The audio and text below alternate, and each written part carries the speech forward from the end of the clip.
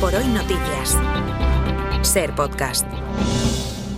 Estás escuchando el Abierto de Hoy por Hoy. Cada día analizamos las noticias más relevantes de la actualidad, las claves políticas, económicas y sociales, con las voces de los protagonistas y los distintos puntos de vista de nuestros tertulianos.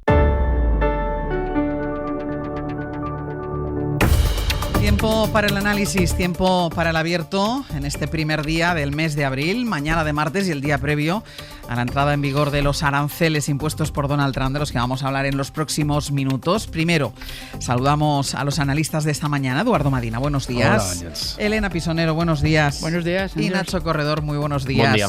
Antes de ir a la cuestión de los aranceles y a la condena a Marine Le Pen, que es la noticia sin duda de esta mañana, quiero plantear un tema que ha generado debate, que ha generado polémica a partir de unas palabras. Primero, el fin de semana de la vicepresidenta del Gobierno, María Jesús Montero, pero después palabras ayer del presidente del Gobierno, Pedro Sánchez, anunciando que hoy en la reunión del Consejo de Ministros se van a aprobar, entre otras cosas, una modificación legal para frenar la creación de universidades privadas. Laura Gutiérrez, buenos días. Hola, buenos días. Lo que pretende el Gobierno, Laura, es endurecer los requisitos para que estos centros, para que las universidades privadas puedan abrir en España, porque creen en el Ejecutivo que en muchas de estas universidades no se cumplen realmente los estándares de calidad a los que sí se someten los centros, las universidades públicas. El propio Pedro Sánchez ha calificado algunas de estas universidades, y es una expresión que utilizó ayer, de chiringuitos educativos. Sí, así es. Fue muy duro Pedro Sánchez en su discurso contra estas universidades. No se refería a todos los centros privados de educación superior, sino a los que ofrecen títulos sin la calidad exigida y con los informes de evaluación en contra. El problema es que muchas cuentan con informes negativos de la Conferencia General de Política Universitaria. Y pese a ello, están abiertas. Y mientras se ahoga desde el punto de vista de la financiación de las universidades públicas, se extiende una alfombra roja a la creación de esas academias convertidas, en chiringuitos educativos. Pues es a esos centros a los que el Gobierno quiere poner freno y limitar también la capacidad de movimiento que tienen algunas comunidades como Madrid, que según Sánchez está haciendo con la educación superior lo que ya ha hecho con la sanidad, asfixiarla, infrafinanciarla, la pública, para después privatizarla. Con el nuevo decreto que prepara el Gobierno, que reforma el que se aprobó en 2021, se les va a exigir un mínimo de 4.500 alumnos en los primeros 5 años, al menos un 10% de plazas residenciales y que capten el equivalente al 2% de su presupuesto en convocatorias de investigación. Además, las universidades privadas van a tener que hacer públicos sus presupuestos, ahora no están obligadas, y necesitarán un nuevo informe favorable de la Agencia Estatal de Evaluación de la ANECA o de la agencia de su comunidad, informe que será vinculante para su creación. Hay más, algunas privadas se estaban saltando los trámites de los parlamentos regionales, abriendo centros adscritos en otras comunidades. Con los cambios del Gobierno van a necesitar para esto nuevos informes favorables.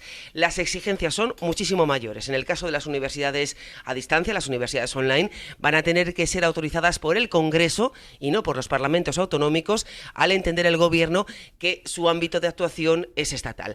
Ángels, esto llega en un momento en el que las privadas van a superar en número en cuestión de meses a las públicas. Tenemos 50 universidades públicas, 46 privadas y 9 más privadas con los trámites iniciados. A estas que ya están en marcha, que se crearon al albur del decreto del 2021, les toca evaluación en 5 años, es decir, en breve, en 2026. Los criterios aquí también se van a endurecer. Esto se va a tramitar de urgencia. Hoy el Consejo de Ministros aprueba esa vía de urgencia. Mañana empieza la consulta pública, reunión del Gobierno con los rectores y, en principio, el nuevo decreto estaría en vigor en mayo, en todo caso, antes del verano.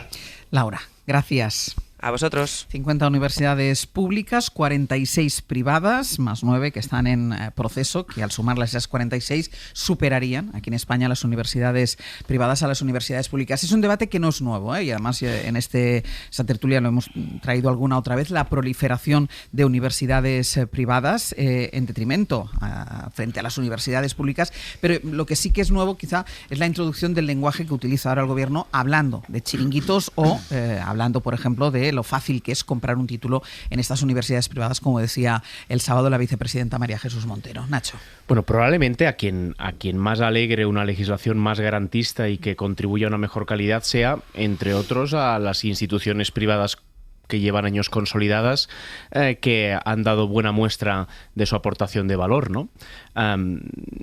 Esto no es un decreto que va contra Deusto.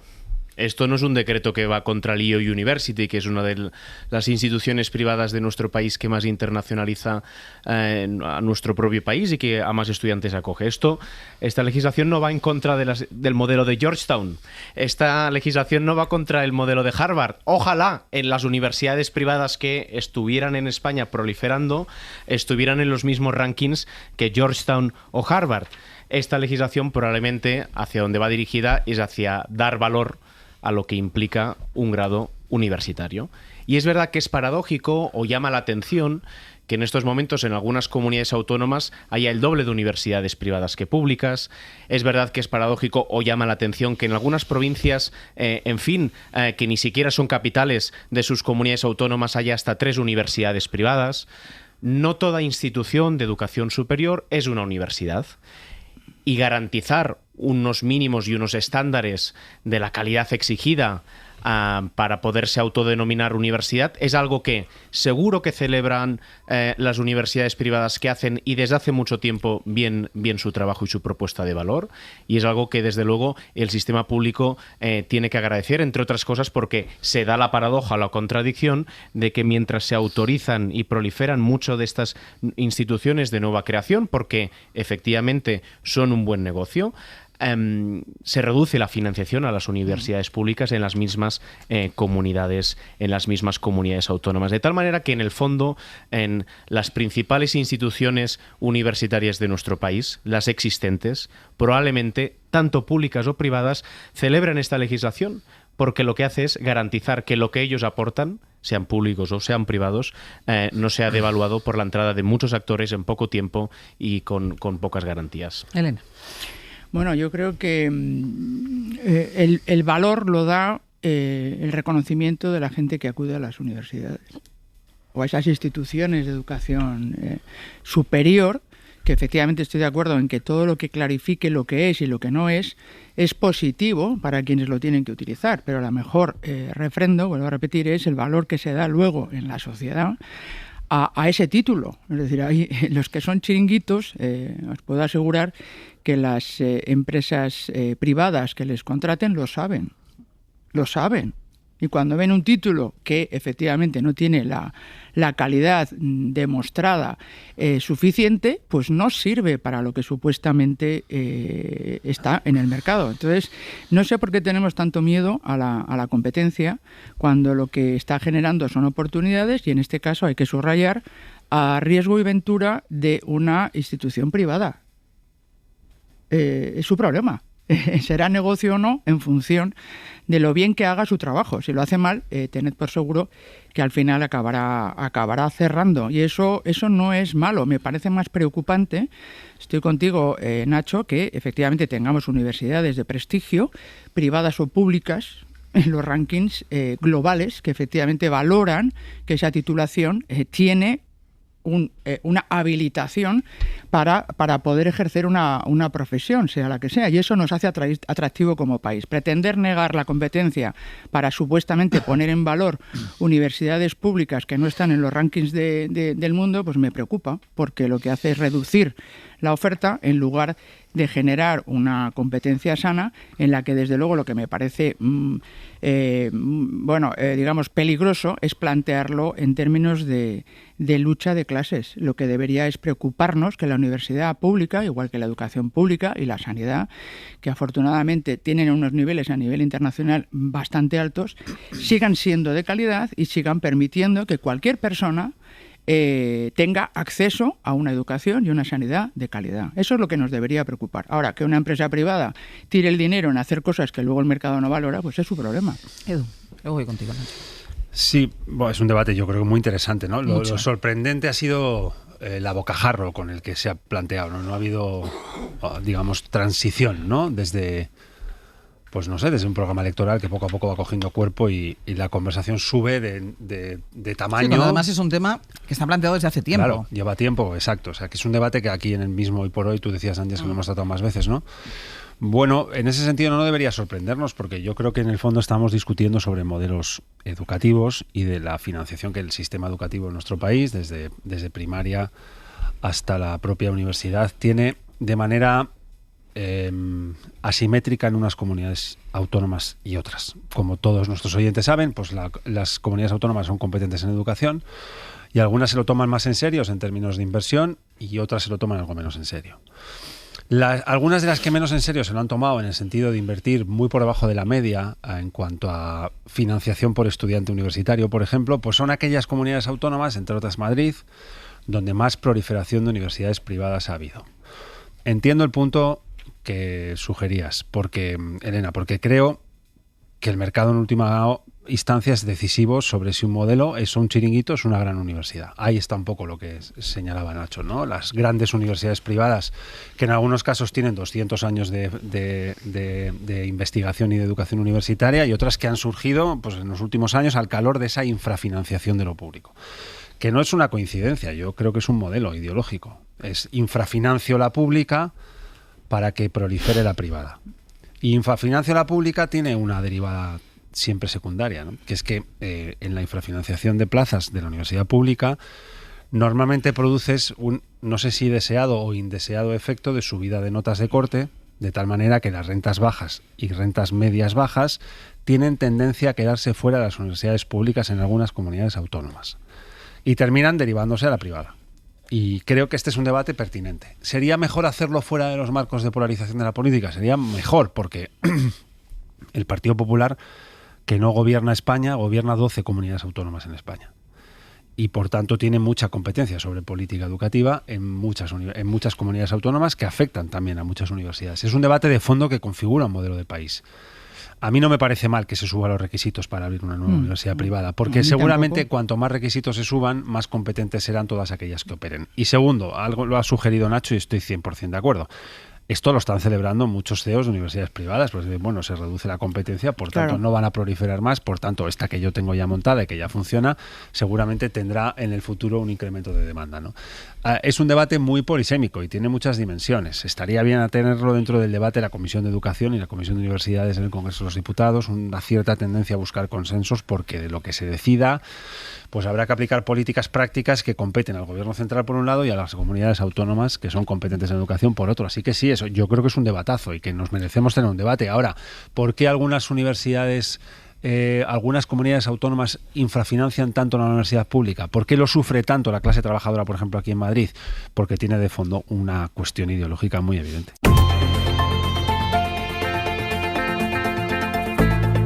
El Abierto. Ser Podcast. En El Abierto, Eduardo Madina, Elena Pisonero y Nacho Corredor, después del anuncio de saber, que ayer lo contó Pedro Sánchez, de que hoy en el Consejo de Ministros se va a aprobar una modificación legal para endurecer los requisitos para la creación de las universidades públicas, dada la proliferación de estas universidades que están a punto ya de superar en número a las universidades públicas. Nacho, querías hablar. Sí, lo que podemos lamentar de este debate, y tanto Edu como Elena lo ponían también sobre la mesa, no es su oportunidad, sino los términos en los que se plantea y los términos de la conversación, ¿no? Porque yo esta misma mañana, cuando veía en la escaleta que íbamos a tratar este tema, buscaba lo que se había dicho las últimas 24 horas al respecto, y la verdad era que era para ponerse las manos en la cabeza e incluso, en fin, pues hasta las editoriales que en otras frecuencias a la misma hora esta mañana se pueden haber escuchado sobre este tema, ¿no? Porque yo creo que además todos podemos compartir que pues sería un objetivo país que nuestras universidades, ya fueran públicas o privadas, formarán parte de esos rankings internacionales. La realidad es que quienes forman hoy parte de los rankings internacionales de entre nuestras universidades son algunas universidades públicas, y ojalá en posiciones más relevantes. La Complutense, por ejemplo, en el caso de la Comunidad de Madrid, o en el caso de Cataluña, pues la Pompeu Fabra. También tenemos excelentes escuelas de negocio que forman parte de los rankings internacionales, el IE o el IS.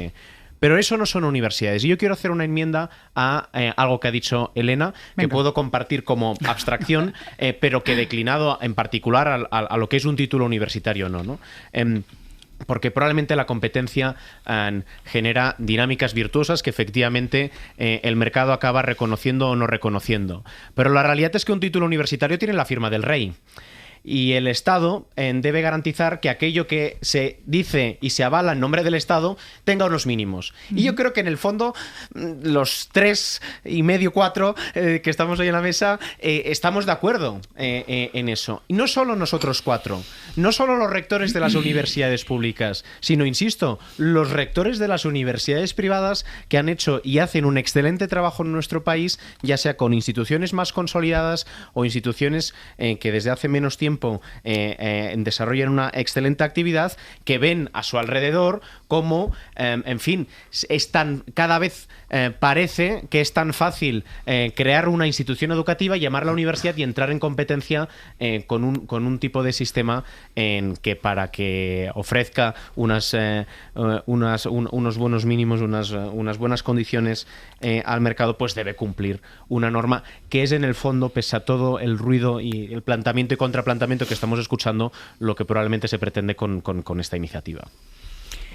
Bien, yo por abundar, porque efectivamente creo que el tema de fondo es muy, muy relevante. O sea, cuando hablamos de educación y sanidad, son servicios esenciales de cualquier sociedad que se precie, porque son necesidades básicas, empezando por la sanidad, pero muy cerca la educación, porque son elementos base de lo que se llama la redistribución. Es decir, será una sociedad más justa si esa fase previa a entrar en la actividad profesional está adecuadamente provista y garantizada, en este caso, porque así lo hemos decidido, por nuestro Estado de Derecho, por la ley y la regulación correspondiente. Entonces, es muy relevante. ¿Qué es lo que yo estaba planteando? Que la validez o la calidad de las instituciones que aportan formación y también, y hay que remarcarlo, como lo ha remarcado por otro lado el Gobierno, la investigación como base de creación de riqueza futura de cualquier sociedad, tendrá validez si así lo reconocen sus usuarios finales, que es la sociedad en su conjunto, pero en primera instancia las personas que van a ver que con ese título habilitante puede forjarse una vida, un proyecto vital suficientemente digno, primer punto. Y el siguiente, efectivamente, que seamos capaces como ecosistema de producción de dar valor a lo que se genera en términos de investigación y patentes en las universidades. Y esto quiero decir que no es un tema exclusivo de España. Quiero recordar que en el mandato de Biden se produjo la quiebra de todos los préstamos universitarios, de un número muy relevante de préstamos universitarios, que era la base para financiar la Ivy League, ¿no? Los grandes títulos universitarios de las grandes escuelas, universidades americanas. Eso quiere decir que efectivamente hay una quiebra en el sistema educativo general, porque, en mi opinión, en el siglo XXI las universidades no han sido capaces de ir al ritmo necesario para digerir todos los nuevos conocimientos que se están generando de la disrupción digital tecnológica y de transición ecológica, que son lo que están demandando las empresas, porque es en lo que están y no en agendas que siguen siendo el corazón de los currícula de la mayor parte de las universidades. Y esa fue la raíz por la que ha habido escuelas de negocio españolas, y que efectivamente nos tendríamos que congratular, líderes en el mundo que suplieron la incapacidad de los títulos universitarios privados o públicos de proveer de los conocimientos necesarios a los ciudadanos para generar un proyecto vital digno. Ese es el gran problema. No nos dejemos de chorradas y de polarizaciones, porque esto es un problema muy grave. No estamos formando adecuadamente a las personas para ser capaces de buscarse la vida. Y esto es esencial. Apuntabas las notas de corte. Las notas de corte no reflejan más que la incapacidad de aceptar a más alumnos en las clases, pero no es un indicador hoy por hoy ni de la dificultad de la formación, ni mucho menos de indicador de cuántos profesionales de esa carrera está demandando el mercado, porque estamos viendo cómo aumenta exponencialmente el gap o la diferencia entre lo que necesita la sociedad para generar actividad y los recursos que tenemos, que están formados pero son ociosos, que es lo peor que le puede pasar a un país. Invertir ingente cantidad de dinero, pública y privada, en recursos que no se acaban utilizando. Ese es el verdadero drama. Pero en el origen, en España y en Estados Unidos. Pero en el origen, Elena, ¿no estaría lo que decía antes Edu, la infrafinanciación de la universidad pública? Pero la financiación tiene que ir para financiar proyectos que estén bien definidos. Y tengo que decir que no lo están, en la medida en que no están siendo capaces de estar en los rankings para demostrar que lo que ofrecen es valorado y efectivamente aporta futuro para las personas que lo emprenden. La financiación no es, y este sí que es un tema ideológico. Aquí valoramos, y me acuerdo de una insigne ministra española, que no voy a mencionar, que valoraba la calidad del sistema sanitario por el volumen de gasto que se hacía. Gran error. El dinero, la cantidad que dediques a algo no es garantía de nada, sino se convierte en resultados concretos que aportan valor. Sí. Y eso es ideología. Sí, y es un error, porque tenemos que ir a una cuestión de fondo que es fundamental para el futuro de las personas. Es crítico. Sí, yo en eso estoy de acuerdo, en el sentido de que, por ejemplo, la financiación pública del sistema educativo puede ser o bien considerado gasto y entonces ya vas por una carretera ideológica, o puede ser considerada inversión y entonces ya vas por otra. Yo suelo ir por la de la inversión. Pero no solo por eso, Edu. No creo que sea gasto educativo lo que un país hace, sino inversión educativa. Creo que es gasto militar e inversión educativa. Recuerdo muchos debates parlamentarios donde se hablaba de inversión militar y gasto educativo. No, es al revés. Es gasto militar e inversión educativa. Porque uno invierte en, entre otras cosas, la generación de una cierta igualdad de oportunidades, que no deja de ser la aplicación de un principio constitucional, en la formación del capital humano de una sociedad, sus ciudadanas y sus ciudadanos, en el proceso de educación. Y cuando uno eleva los niveles de inversión educativa, por ejemplo, en la educación primaria, en la secundaria o en la universitaria, está habilitando un canal en el que pueden entrar mucha más gente que si invierte mucho menos. Y Madrid, tengo la sensación de que tendemos demasiado a ponerlo como ejemplo, pero me parece un buen contraejemplo ideológico de lo que ahora estamos discutiendo. Es una comunidad autónoma que invierte muy por debajo de la media de inversión nacional por estudiante, mujer o hombre, en el ciclo universitario en nuestro país. Y es verdad, las notas de corte no recogen una demanda potencial del mercado. El mercado no es determinante en ese tipo. Bueno, la nota de corte es más alta porque como el grado de dificultad de las profesiones que de aquí nacen son más elevadas, no. Es el cociente que sale de dividir el volumen de inversión entre la demanda existente sobre cada carrera. Y resulta que en muchas universidades públicas de Madrid, donde hay algunas de las mejores de España, pienso todo el rato en la Universidad Carlos III, que conozco bien y que es una de las que más elevadas están en los rankings universitarios de este país, tiene notas elevadísimas de corte en carreras que no deberían tenerla tanta, porque no son tan reivindicadas en el mercado ni tienen un grado de altísima complejidad como para exigir un grado. Claro. Es una cuestión de que ahí terminan yendo los de siempre. Los que han tenido profesores de refuerzo, los que han pasado veranos en Inglaterra, los que han estudiado cuatrimestres en Canadá, los que vienen de un determinado volumen de renta, normalmente media alta o directamente alta. Y eso es así en el sistema público, en algunas comunidades autónomas, mucho más que en otras. Entonces, ¿hay un problema de infrafinanciación? Indiscutiblemente hay un problema de infrafinanciación. Y paralelo a él hay un problema de eficiencia en la inversión. Ahí, Elena, creo que hay un punto de encuentro. Eficiencia en la inversión, que la inversión, cada euro que invertimos, resulte ser eficiente en el objetivo que busca esa inversión pública. Obviamente hay un problema de infrafinanciación, otro de eficacia y otro de consenso político alrededor del sistema educativo en España, que lo arrastramos desde hace muchas décadas, pero yo creo que es evidente que cuando uno invierte más en la educación, cabe más gente dentro de la educación y por tanto aplica mejor el principio de igualdad de oportunidades. Elena. No, estoy totalmente de acuerdo con lo que acabas de decir, Edu, pero eso no tiene nada que ver con que haya más instituciones privadas o menos, sinceramente. Es que no tiene nada que ver. Podría llegarse hasta el extremo de que si tú tienes más provisión o más oferta, mejor dicho, de títulos o de habilitación de títulos con la distinción de cuáles son realmente merecedores de la firma del rey y cuáles no. Oye, claro, es que es así. Yo estudié en una universidad pública, o sea que no voy a discutir lo contrario. Pero, evidentemente, con esa clarificación puedes descongestionar las universidades públicas. Eso es un efecto directo. Si tú reduces la oferta, como intentan aplicar para la vivienda, pues tendremos menos viviendas y más caras. O sea, que entendamos el problema en su conjunto. Lo que quiero decir es que la financiación alta no garantiza resultados. Lo facilita.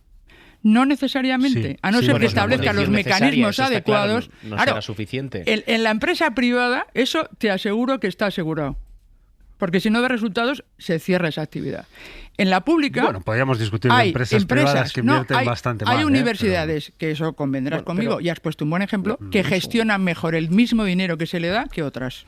Y eso es lo que debería ser nuestro empeño en la producción, en este caso, o en la oferta, para que no me llaméis economicista, que lo soy, garantizar que esa oferta de formación es la mejor. Sí, es verdad también que hay que entender que las universidades públicas españolas lo que garantizan es que los españoles tengan acceso a una educación superior, mientras que muchas de estas instituciones privadas tienen un público que probablemente en muchas ocasiones es internacional, está fuera, y justamente lo que se hace es jugar con con el valor que da esa firma de la que estábamos hablando del rey para alguien que vive en un tercer país, porque de hecho incluso muchas de estas universidades que están proliferando son universidades a distancia, que ni siquiera es necesario que se venga aquí. La UNED también, por favor, no seamos... Y es normal que un Estado quiera garantizar que es lo que se avala en su nombre, ¿no? Yo, en relación a las notas de corte, lo único que puedo decir es que, bueno, pues no sé si España se perdió un gran periodista o no, pero yo no estudié periodismo porque era una nota altísima. Pero ya estás de periodista en la práctica. Era una nota altísima. A la que no llegaste. A la que no llegué, porque yo creo que ahora la escala es sobre 14, me parece, ¿no? En su momento, en mi época, eran sobre 10, creo que eso sí que lo compartimos todos los de aquí. Era un 9. Hombre, un 9 sobre 10 es una nota exigente y excelente. No llegaba, estaba en un 8 y medio.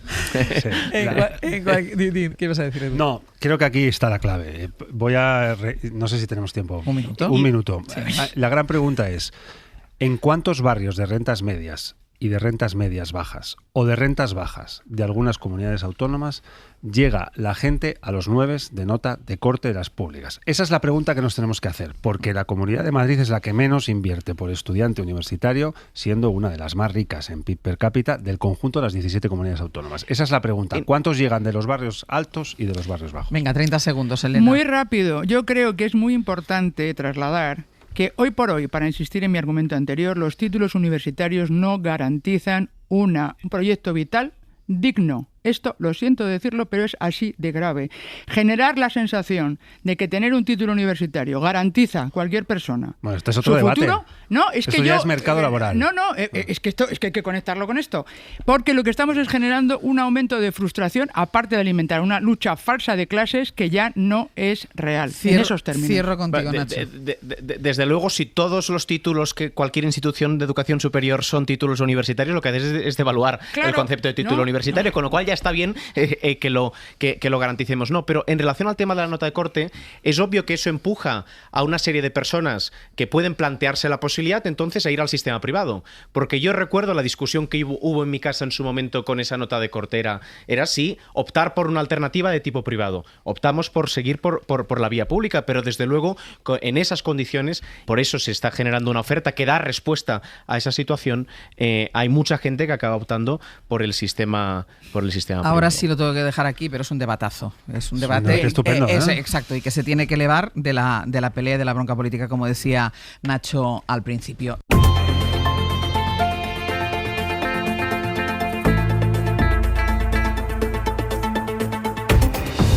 En el abierto, Eduardo Madina, Elena Pisonero y Nacho Corredor.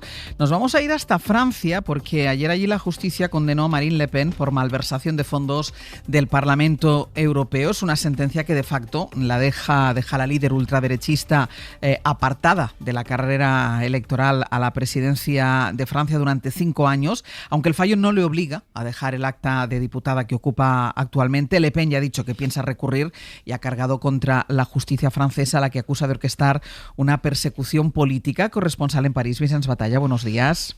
Hola, buenos días, Ángels. La sentencia, que incluye una pena de prisión y esa inhabilitación política para 5 años, ha sacudido totalmente la vida política ahí en Francia. Le Pen dio ayer una entrevista en horario de máxima audiencia en la televisión y confirmó que va a recurrir esa sentencia, aunque en su partido, el ultraderechista Reagrupamiento Nacional, ya miran como posible sustituto al actual presidente Jordan Bardella, que es un joven candidato de 29 años. Le conocimos en la campaña electoral y acabó ganando en Francia las elecciones europeas, y cuenta además con la ventaja, Vicenç, de no estar marcado por el apellido Le Pen. Sí, pero lo que pasó ayer, la sucesión de hechos de cómo actuó Marine Le Pen, demuestra que ella no tenía plan B. Es decir, que de hecho no está pensando. Vamos a ver ahora cómo evoluciona, porque de facto evidentemente está eliminada para 2027, pero no tenía plan B, porque cuando la presidenta del tribunal, estábamos allí, empezó a decir que todos los cargos públicos actuales iban a ser inhabilitados inmediatamente, no esperó a escuchar su sentencia individual. Se levantó con su guardia más cercana y se marchó sin decir nada. Y durante toda la tarde en el partido tampoco habló. No habló solamente hasta la tarde. Y es allí cuando se empezó a ver cuál es su estrategia, porque no tenían plan B y la estrategia va a ser buscar la victimización. Es decir, dijo, fue un ataque en la televisión directo a los magistrados y más concretamente a la presidenta Bénédicte de Pertuis, a quien acusó de haber hecho una sentencia política. Llegó a decir que son prácticas propias de régimen autoritario, que es una obligación del Estado de Derecho, y esta mañana, por ejemplo, Jordan Bardella estaba ahora mismo en la televisión CNews, que es la más cercana a la extrema derecha aquí en Francia,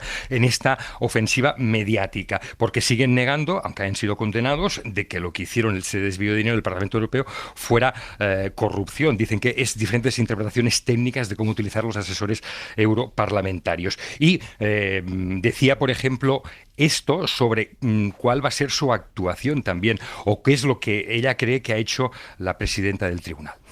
Rendez-vous compte, le jour funeste, ce lundi 31 mars 2025. Dense cuenta, el día funesto que representa este lunes 31 de marzo de 2025 para nuestra democracia, para nuestro país, en que millones de franceses quedan privados por un juez de primera instancia sin recurso posible de la candidata a quien hoy se la da como favorita en la elección presidencial.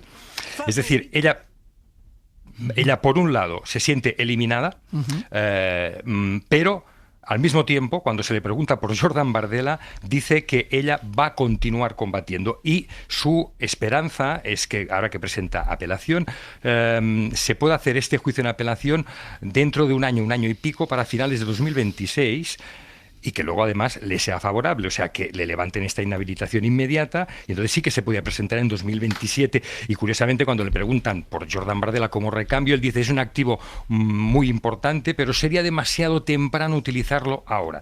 Es decir, no tiene intención de dejar ahora mismo el liderazgo de la extrema derecha, y Bardella, cuando le han preguntado ahora sobre esto, dice que bueno, que va a esperar a ver cómo evoluciona este combate legal, y ha llamado a movilizaciones este fin de semana en solidaridad con Marine Le Pen, en una táctica quizás que empieza a parecerse un poco a la táctica trumpista, y por eso también han tenido que salir ya consejos de la magistratura y el primer presidente del Tribunal de Apelación de París, incluso el ministro de Justicia Darmanin, alertando sobre lo que es la independencia de los jueces, y además hay amenazas ahora mismo contra estos 3 magistrados en las redes sociales. Lo que está claro es que hay ahora mismo un cambio de rumbo en la política francesa y no se sabe cuál será el candidato de la extrema derecha en 2027. Pues veremos cómo evoluciona, Vicens. Gracias. Gracias a ti, Ángel. Decíamos que ha revolucionado todo el panorama político en Francia la sentencia contra Marine Le Pen, pero la onda expansiva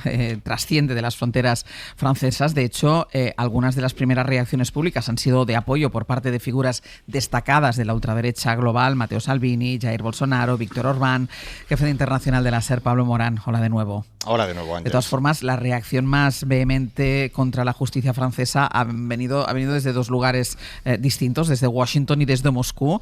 Vladimir Putin pone en cuestión el respeto a la democracia por parte de los magistrados galos. Y algo más incluso, porque lo que Putin dice a través de su portavoz es que la inhabilitación de Le Pen demuestra que cada vez más capitales europeas pisotean las normas democráticas. Esto es textual. El Kremlin no ha distribuido el sonido, pero sí este mensaje de su portavoz, de Dmitry Peskov, criticando ataques al Estado de Derecho desde Rusia. Y no es ninguna sorpresa, porque Le Pen siempre ha sido aliada del Kremlin. Moscú financió su campaña en 2014, cuando los bancos franceses no lo hacían, y ella vino a justificar entonces la invasión de Crimea. Esta vez Rusia utiliza esta sentencia para desacreditar a su principal enemigo ahora mismo, que es Europa en su conjunto, y confluye en ello con la administración de Donald Trump, que, digamos, empatiza con Le Pen.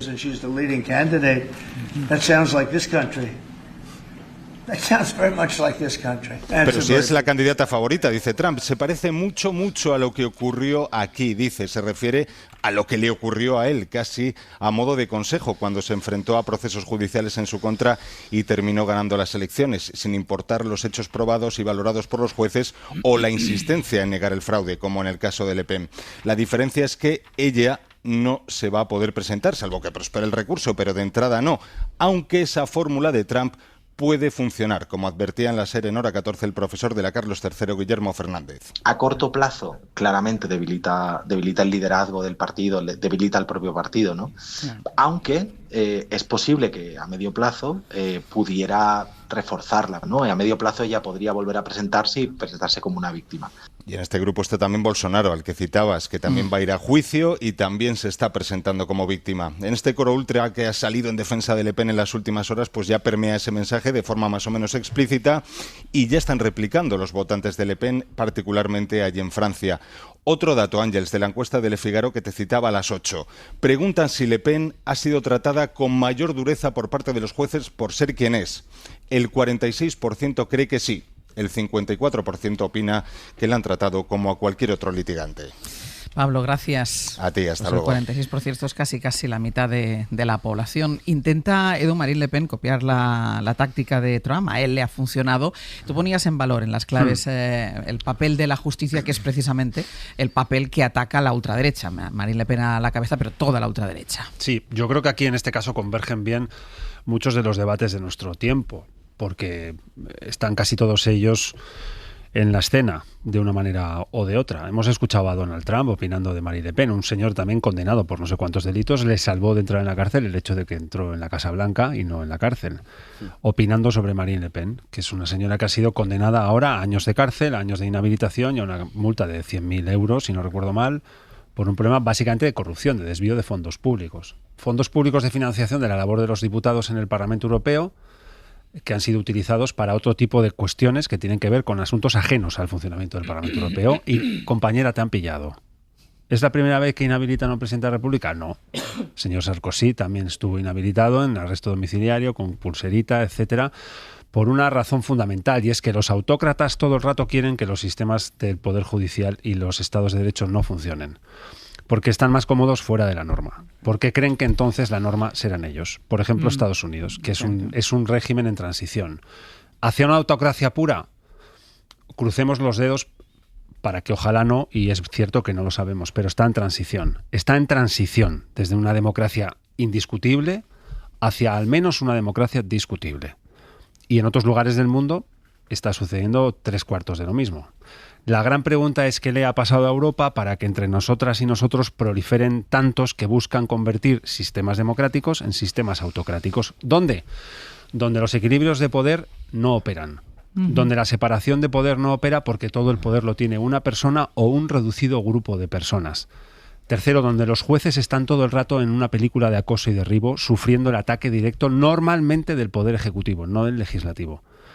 En quienes consideran que fuera del debate de los estados de derecho, el derecho son ellos o ellas. Y Le Pen está en esa cuadrilla, como está Putin, de otra manera, como está Trump, de otra manera, como estuvo Bolsonaro, de otra manera, como está en Hungría Víctor Orbán, de otra manera, cada uno a la suya, pero todos para lo mismo, para convertir democracias que les incomodan en sistemas cómodos de autocracia donde la norma la dictan ellos. Y yo diría que esa es, más allá del caso de inhabilitación de Le Pen y las consecuencias electorales en Francia, y si Jordan Bardella será el candidato, si será el más votado, si la segunda vuelta, si el clásico cordón sanitario frente a la extrema derecha francesa funcionará, etcétera. Todo eso es muy importante, pero de fondo está este asunto.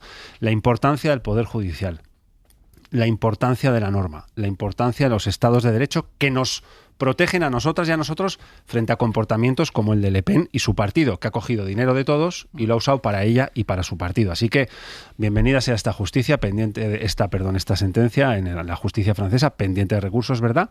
Y veremos cómo termina esta película. Ahora voy con vosotros, hago una pausa y a la vuelta seguimos.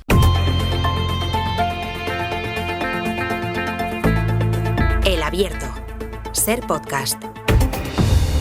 En el Abierto, Eduardo Madina, Elena Pisonero y Nacho Corredor. Estábamos con el análisis de la sentencia que inhabilita por 5 años a Marine Le Pen, lo que en principio le impediría estar en la carrera presidencial en las elecciones de 2027. Y decía Elena, decía Edu, que trasciende a lo que es la sentencia, más allá de la sentencia, lo que hay en muchos países, ya no solo europeos, también del mundo, es esa transición entre una democracia, él decía, hacia una democracia menos perfecta y al final del camino lo que está es la autocracia. Sin duda, no puedo estar más de acuerdo con con lo que ha dicho Edu, está muy bien enfocado, porque realmente creo que la trascendencia de este tipo de eventos es esa tendencia tan clara hacia la autocracia. Y me ha gustado que no utilices el término, que le estoy dando vueltas, de democracia iliberal, porque parece que le damos carácter de democracia a lo que no es. Y eso me parece que hay que dejarlo sentado, porque entramos en una semántica en la que, bueno, no, es medio pensionista.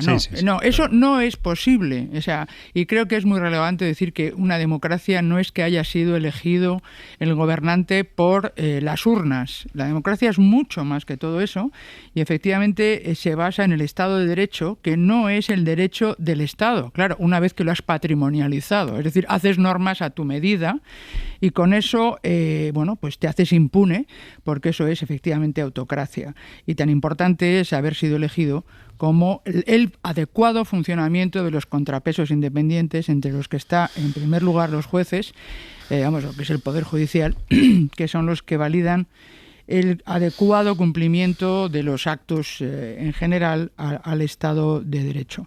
Y el otro elemento importantísimo es la prensa, que también lo estamos viendo en el caso de Estados Unidos, y que son dos contrapesos muy relevantes que impiden esa patrimonialización del Estado y esa ganancia del poder para unos pocos frente a lo que debe ser una democracia comme il faut, que es la que garantiza al ciudadano una igualdad ante la ley, porque se le aplica a todos, incluido a Marine Le Pen, en el caso de que incumpla la ley. Pero seamos muy vigilantes, porque hay veces que nos parece que no estamos en esa deriva, y puede que lo estemos. Bueno, Francia tiene muchos defectos, pero si algo tiene Francia es mucha prensa. De hecho, a veces es envidiable cómo en el ecosistema periodístico francés ofrece más de una decena de semanarios políticos todos los fines de semana, frente a los 0 semanarios políticos que hay en estos momentos en nuestro país, en España. Me sumo a la reivindicación que hacía tanto Elena como Edu respecto a lo que implica una democracia, más allá de un sistema de elección de nuestros representantes, con una determinada forma de entender los procesos, con contrapoderes, con normas, con tribunales, con presunción de inocencia. Para mí, en cualquier caso, lo relevante probablemente tiene que ver en cómo, yo creo que a estas horas, el conjunto de, no sé si la opinión pública española, pero desde luego de los oyentes de este programa, ya hemos interiorizado todos cómo la política internacional es una expresión o una antesala de nuestra política local. Es decir, que lo que vemos que pasa a nuestro alrededor tiene un impacto directo en lo que pasa en nuestro país. Y las elecciones en Francia están previstas para abril-mayo del año 2027. Y las elecciones en España están previstas ser convocadas en mayo del 2027. Es decir, van a ser probablemente, si no hay un accidente por el camino, una convocatoria anticipada. Un adelanto electoral, un accidente en forma de adelanto electoral. Una convocatoria anticipada. Van a coincidir de forma concatenada en los tiempos. Es probable, hoy hay un escenario, que es que las elecciones en España se convoquen justo después, días, semanas después, del resultado de las elecciones en Francia. Y esto es relevante a la hora de entender y de anticipar determinado tipo de dinámicas, ¿no? Porque lo que ocurra en Francia puede acabar condicionando el debate público español. Y desde esta perspectiva, yo creo que en los próximos meses y años, y es un deber que dejo a los colegas periodistas que pudieron estudiar periodismo a diferencia de yo, porque no me llegaba la nota de corte, que deberíamos seguir con la misma intensidad con la que hemos seguido los procesos electorales, los debates presidenciales, por ejemplo, en Estados Unidos. Deberíamos tener la capacidad de la opinión pública española de poderlo seguir con precisión. Porque lo que pasa en Francia, lo que va a pasar en Francia dentro de 2 años va a tener un impacto tan o más directo del que ha tenido, que es evidente, la elección presidencial en Estados Unidos, como en el caso también de las recientes elecciones alemanas. Pero a donde quiero ir es que en la disyuntiva de que Le Pen o Bardella, en fin, el Frente Nacional o, en fin, el nombre que haya adoptado la versión, los aliados de Putin en Europa y en particular en Francia, puedan o no ganar, pero que el elemento que está todavía abierto en el caso de ese país es que no hay un candidato y una alternativa articulada políticamente clara, porque Macron no puede continuar, y todo el debate que haya en Francia puede, yo creo que va a condicionar el debate de las elecciones también en España, porque es una de las primeras. El éxito de Le Pen puede ser uno de los primeros éxitos del first round, digamos, de Donald Trump en Europa. El primero no lo ganaron, Merz, en Alemania. 0% de más intención de voto después del apoyo decidido de Musk y de Trump a los nazis alemanes. Pero en Francia tienen otra oportunidad, y por las declaraciones que hemos escuchado en las últimas horas de Putin incluso apoyando a Le Pen, desde luego hay síntomas de que hay ahí claras alianzas. Solo una tonta que es del tiempo. Hablas de dentro de 2 años y estamos decidiendo o teniendo que decidir cosas muy trascendentales para el futuro, que yo considero que estamos en un momento refundacional para Europa y por lo tanto para España. Y no podemos esperar 2 años para que haya opciones nítidas ni alternativas. Yo creo que estamos ante una situación en la que hay que sentar claramente las bases de cómo queremos organizarnos como sociedad.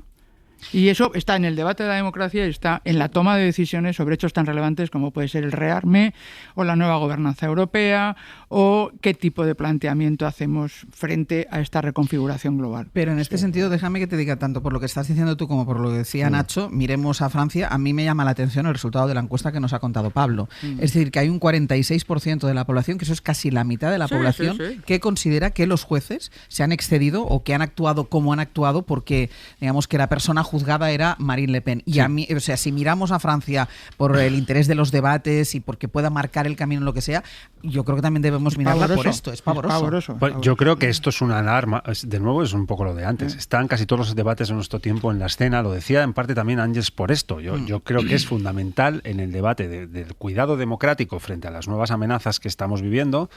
Elena sugiere la existencia de un momento refundacional. No es la única. Mucha gente ve que Europa está jugándose ahora mismo una bola de partido de ser o no ser, por las amenazas de Rusia, por el momento de debate sobre qué significa autonomía estratégica europea, sobre qué significa el papel de Alemania, que ha salvado el match ball, lo señalaba Nacho, y Francia, lo que lo tiene dentro de 2 años. Qué papel van a jugar esos Estados miembros dentro del viaje europeo, ¿no? Uno de los asuntos que es determinante de la calidad democrática es el respeto que se tiene por los jueces, por la separación de poderes y el papel del Poder Judicial. Por tanto, cuando en Francia, al calor del Frente o Reagrupación Nacional, ha habido tanto debate de cuestionamiento de esta causa judicial frente al juez, termina uno horadando la reputación del Poder Judicial y hace que al final el 40 y no sé cuántos % cree que es un juicio político. No es un juicio político. Es una señora que se ha dedicado a usar dinero público para fines privados. Ha cogido dinero de una institución y la ha derivado a un partido o a asuntos que nada tienen que ver con la labor de los diputados.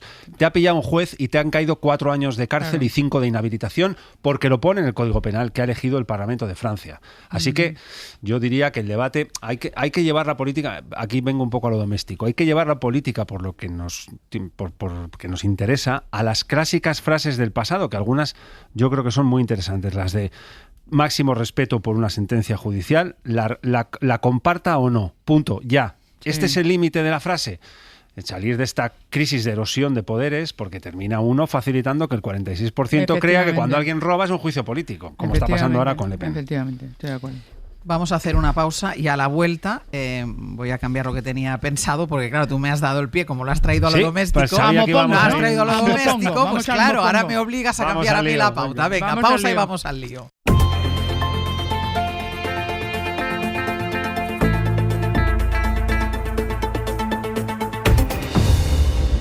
Abierto Eduardo Madina, Elena Pisonero y Nacho Corredor. Pues vamos a venir a lo doméstico, a ese respeto que se tiene que manifestar por las decisiones judiciales, que no quiere decir que no se puedan criticar, pero sí máximo respeto, porque todo viene a partir de unas declaraciones del sábado de la vicepresidenta María Jesús Montero, unas declaraciones sobre la sentencia del TSJ de Cataluña que revocó la sentencia que condenaba a Dani Alves por una violación. La sentencia del TSJ de Cataluña lo absuelve, y esto fue lo que valoró sobre esta sentencia la vicepresidenta María Jesús Montero. Porque os quería decir también, qué vergüenza la sentencia de Dani Alves. Qué vergüenza que todavía se cuestione el testimonio de una víctima y se diga que la presunción de inocencia está por delante del testimonio de mujeres jóvenes, valientes, que deciden denunciar a los poderosos, a los grandes. Y ahí pone el foco María Jesús Montero en el derecho constitucional de la presunción de inocencia. Y además de la oposición, todas las asociaciones de jueces, tanto conservadoras como progresistas, han criticado estas declaraciones de la vicepresidenta. En el PSOE evitan corregir a Montero, se limitan a respaldarla en público, aunque en privado. Ana Fernández Vila, buenos días. ¿Qué tal, Ángel? Buenos días. En privado sí que piensan que a lo mejor no se explicó del todo bien o que debería haberse explicado un poco mejor. La ministra intenta desviar la atención hacia el Partido Popular porque dice que tergiversan sus palabras, pero lo que dijo es lo que hemos escuchado. Lo que dijo es lo que dijo. Sí, hasta 3 mensajes publicó ayer María Jesús Montero matizando sus polémicas palabras. Dijo ayer la vicepresidenta que no va a aceptar lecciones ni tergiversaciones del PP y trató de explicar lo que se entendió el sábado. Dijo que lo que se entendió el sábado no fue lo que quiso decir. Asegura Montero en esos mensajes que lo que sí quiso decir es que la presunción de inocencia no puede impedir que se exprese rechazo al cuestionamiento que sufren las mujeres. Pero después tuvo que poner otro mensaje, volviendo a aclarar que más allá de la forma de expresarlo, esto es textual, el debate de fondo, dice, es que si se resta credibilidad al testimonio de las víctimas se puede generar impunidad. En el PSOE tratan de pasar página porque reconocen en privado que la vicepresidenta podría haberse explicado mejor, aunque evitaron por todos los medios tener que corregir a su número 2 y se esforzaron por justificar sus palabras. Lo que nos dicen fuentes socialistas es que se dejó llevar por el momento y por la impotencia que les genera a todos una sentencia que consideran cruel. Esa opinión es unánime en el PSOE y en eso se centraron ayer en público, en cargar contra una decisión judicial que creen que es difícil de digerir y que no ayuda, dicen, a que las víctimas denuncien, y también se centraron en defender el derecho, eso sí, de Montero a criticar la sentencia. Las sentencias sin ninguna duda se acatan, se respetan, pero es inevitable que podamos opinar de ellas, que podamos comentar sobre ellas. La portavoz socialista Esther Peña evitó, eso sí, avalar expresamente las palabras concretas de Montero sobre la presunción de inocencia que han desatado el malestar de jueces y fiscales y de la oposición, y ni siquiera, como decíamos, la propia vicepresidenta recogió esas palabras así textuales como las escuchábamos antes en los 3 mensajes que publicó ayer en las redes sociales. Ana, gracias. A vosotros. Me acaban de preguntar hace muy poquito Alberto Núñez Feijóo, al líder del Partido Popular, precisamente sobre estas palabras de María Jesús Montero, y esto es lo que decía. Esto es una estrategia del gobierno de deslegitimar el Poder Judicial y de intentar politizarlo todo y desacreditar la independencia de los jueces españoles. Por tanto, esto es doblemente grave. La vicepresidenta primera del gobierno debería de, opción 1, dimitir, opción 2, ser cesada. Pero todo parece indicar que esto es una instrucción del presidente del gobierno hacia la vicepresidenta y sus ministros de deslegitimar la independencia del Poder Judicial en nuestro país. Fíjese lo que acaba de pasar en Francia. Por temas similares o menores, de algunas actitudes y conductas que afectan a la propia presidenta del gobierno, es inhabilitada la presidenta o la candidata a la presidencia de la República Francesa. Por tanto, estamos en un Estado de Derecho y los jueces tienen que actuar. Y dejémoslo que actúen. Hay posibilidades de apelaciones y hay posibilidades de recursos. Esta es la grandeza del Estado de Derecho. Edu, por ligarlo con lo que tú decías, puede producirte desasosiego la sentencia y te puede producir malestar, ¿no? Que la víctima, que la declaración de la víctima no sirva como para esa condena. Pero, claro, lo que hace María Jesús Montero en esa declaración, y lo dice claramente, borra de un plumazo la presunción de inocencia. La hace desaparecer. Yo creo que todas las sentencias judiciales son compatibles con nuestra opinión sobre ellas. Sí, sí.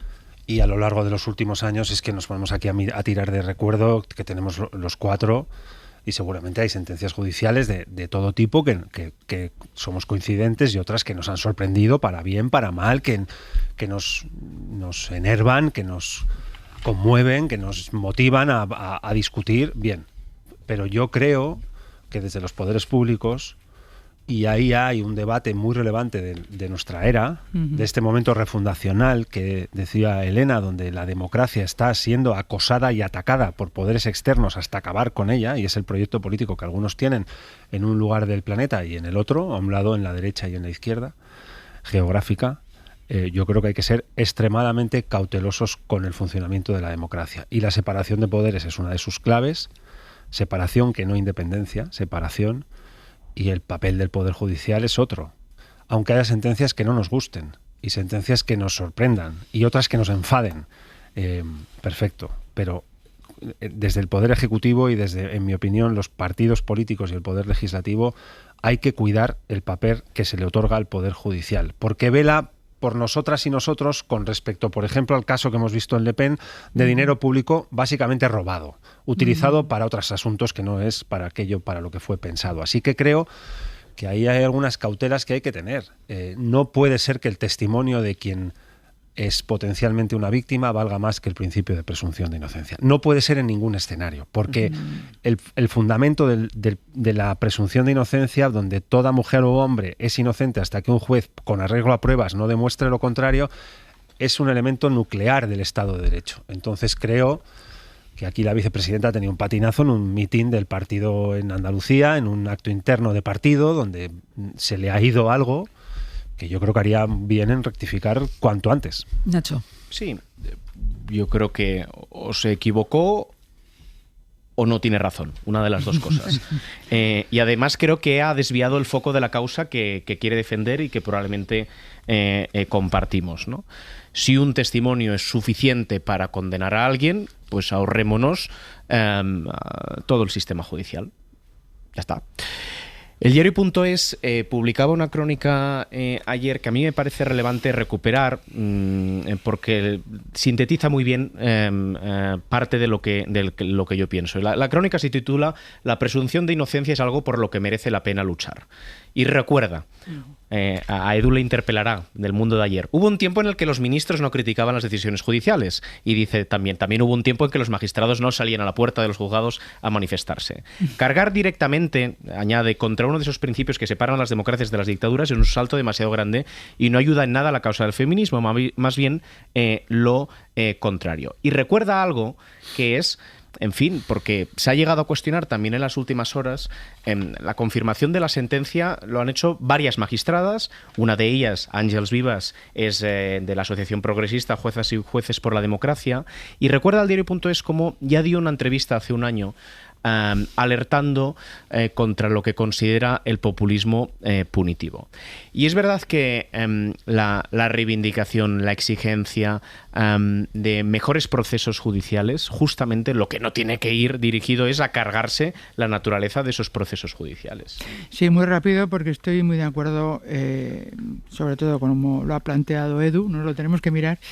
Pero claramente creo que desde los poderes públicos, lo has dicho muy claro, en este momento tan frágil, tan peligroso que estamos viviendo, hay que ser muy cauteloso, salvo que, y esa es la dificultad que destacaba Feijóo, yo creo que con bastante habilidad, estés utilizando eso como una táctica o una estrategia política. Porque entonces es muy difícil ser cauteloso cuando lo que estás es aplicando una estrategia clara de desacreditar, digamos, o de debilitar los contrapesos.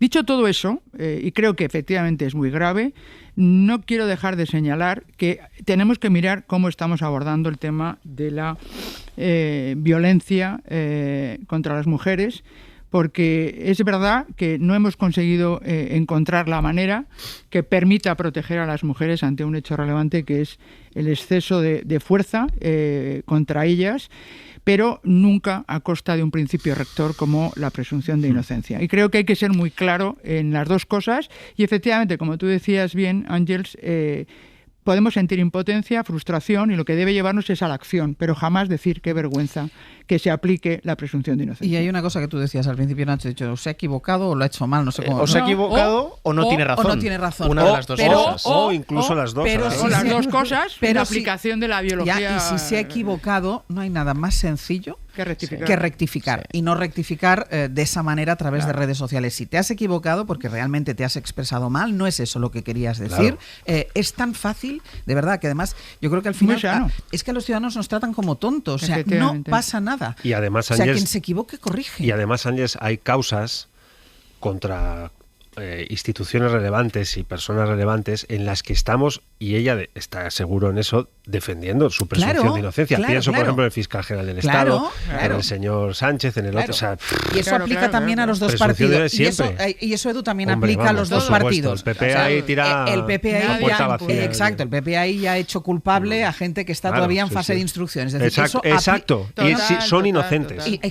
Hasta que un juez diga otra cosa. Lo que pasa es que en este país se ha llegado a un punto que lo que tienes que demostrar es tu inocencia, no tu culpabilidad. O sea, ¿sabes lo que te quiero decir? Pero por eso es tan grave Entonces, eso yo creo que aplica a los dos grandes partidos y a todos los partidos. Calmémonos, serenémonos y hablemos con tranquilidad, y si uno se equivoca, corrige, y dejemos que los procesos judiciales sigan su curso. Y cuando se llegue al final y cuando haya sentencia y cuando se haya recurrido la sentencia, bueno, pues entonces hablemos y digamos. Bueno, dicho esto, algo que va a ser noticia mañana, y por saber en qué momento estamos, Javier Ruiz, hola de nuevo. ¿Qué tal, Ángeles? Porque mañana es el Liberation Day, el día de la liberación, con el que Donald Trump pretende imponer aranceles a todo el mundo. Las amenazas y la propaganda de Trump hacen difícil saber qué ha sido solo amedrentamiento y qué es castigo real, o sea, qué hay de verdad y qué hay de amenaza. Así que en estos últimos minutos que nos quedan del abierto, Javier, hagamos una especie de estado de la cuestión para saber dónde estamos, qué hay de ruido y qué hay de realidad, empezando por lo que ya ha entrado en vigor. Venga, te voy a calmar yo esa mesa. Venga. Vamos a serenar ánimo. Dale.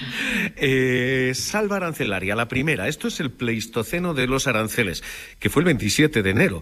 ¿Cómo vuela esto? Trump amenazó con aranceles a Colombia si no aceptaba la deportación de inmigrantes a su territorio. Aquello duró 24 horas. 27 de enero amenaza, el 28 de enero Colombia se plegaba y los aranceles nunca llegaron a aplicarse.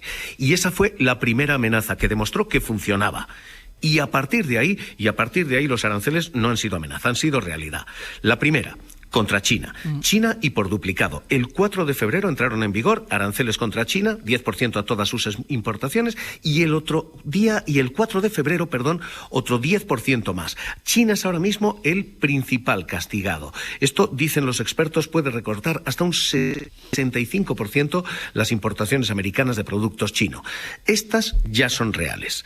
2. Son reales. El mismo 4 de marzo se anunciaban también aranceles contra México y Canadá del 25%. Se han diluido y retocado después, pero ya están en vigor desde el 7 de marzo. La industria del automóvil ha pedido una moratoria, pero está pagando ya aranceles, y la energía de Canadá, que iba a ser grabada con un 25%, está pagando el 10%, pero está pagando aranceles. Así que la lista ahora es China, México, Canadá, y el siguiente asalto ha sido el definitivo. Desde el 12 de marzo se aplican aranceles también a las ventas de acero, aluminio, de todos los países. Eso significa, a la lista hay que sumar Canadá y también la Unión Europea. Así que tenemos China, insisto, México, Canadá, Unión Europea, todos los aliados, y por supuesto acero, aluminio y la industria del automóvil, las claves de todo esto. Y a partir de aquí, esto es lo que acabas de contar, es lo que ya es cierto, ya es real, no va de bravuconada ni de amenaza. A partir de aquí, lo que de momento sí son solo amenazas, que los gobiernos europeos todavía confían en poder negociar, pero son amenazas que no terminan ni mucho menos mañana, que es cuando se presenten esos aranceles. Claro, mañana es el Liberation Day. Ya te digo que los economistas lo llaman Demolition Day, a este día de cómo vamos a cargarnos la economía. Y efectivamente el calendario está lleno de amenazas. Mañana, 2 de abril, Trump pretende imponer aranceles a productos seleccionados de los que llama los sucios 15. Ángeles, es todo lenguaje de western muy barato para ser alta política, pero bueno, los sucios 15 somos, entre otros, la Unión Europea. Ahí va a haber aranceles seguros a coches europeos. Esto significa España, que exporta componentes de vehículos, pero sobre todo Alemania, y marcas como Volkswagen, BMW, Mercedes, Porsche. Esto mañana. Mañana, además, están en la lista aceite y vino. Esto significa también España. Y mañana está en la lista algo que no sabíamos y que se descuelga la Casa Blanca: farmacéuticas. Es la otra gran industria que previsiblemente va a ser castigada. Aquí esto significa un golpe a Madrid, un golpe a Cataluña. Esto es la amenaza de mañana. De momento, solo amenaza. Además, mañana vienen lo que Trump denomina aranceles recíprocos. Trump interpreta que, por ejemplo, si tú tienes IVA, como España, esto es un impuesto sobre América. Da igual que el IVA lo paguen todos los fabricantes o todos los consumidores. Él cree que esto es argumento suficiente para otra amenaza arancelaria. Llevamos 2, insisto, los sucios 15 y los recíprocos. Y luego vienen las siguientes amenazas, hasta noviembre. Trump pretende gravar en noviembre cobre, madera y en diciembre activos digitales. Así que todas estas son las amenazas. La palabra de moda para Trump es aranceles. De hecho, ha dicho, es su palabra favorita. Aranceles como amenaza se han convertido en la amenaza favorita del presidente de los Estados Unidos. Este es el mapa de la batalla, pero hasta día de hoy, ¿qué consecuencias o qué conclusión nos deja ese mapa? Yo te diría 2, 3 muy rápidas. La primera es la economía de la globalización. Se ha terminado, si no está agonizando, se ha terminado ya. Volvemos al nacionalismo económico. Esto es lo que está haciendo Estados Unidos. La segunda, el paradigma del libre comercio, que ha impulsado 60 años de crecimiento con instituciones como la OMC, la Organización Mundial del Comercio, también están agonizando, también están viendo impotentes lo que están pasando, entre otras cosas porque sus órganos no están renovándose. Y la tercera, esta es la economía de la fuerza, la economía del chantaje. Estas 3 conclusiones las vamos a sentir mañana. Sean amenazas o sean realidad, esto es lo que tenemos. Mañana seguiremos hablando de ello. Javier, gracias. Un abrazo. Hasta luego.